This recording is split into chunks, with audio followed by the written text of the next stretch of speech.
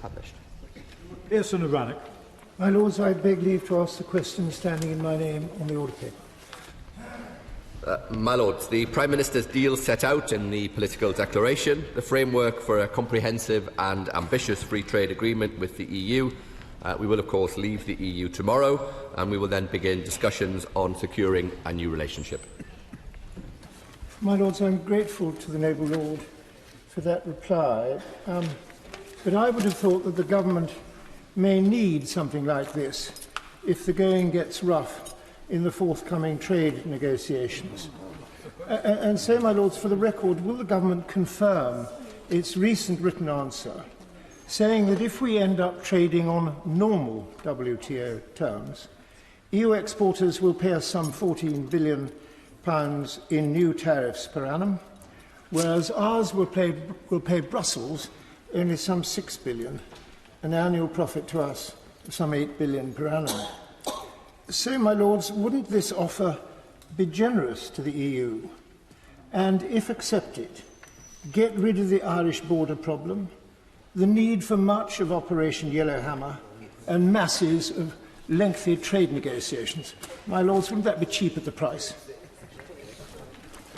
Well, I thank the noble Lord for his interest in these matters, but the whole point of a free trade agreement is that it is an improvement on WTO terms.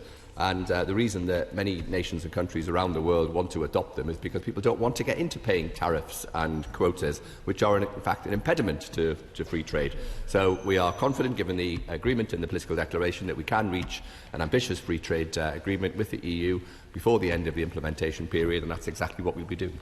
Can I just thank the noble Lord, Lord Pearson, because he managed to bring back the noble Lord, Lord Callaghan, who'd already taken his leave of us last week. Well done.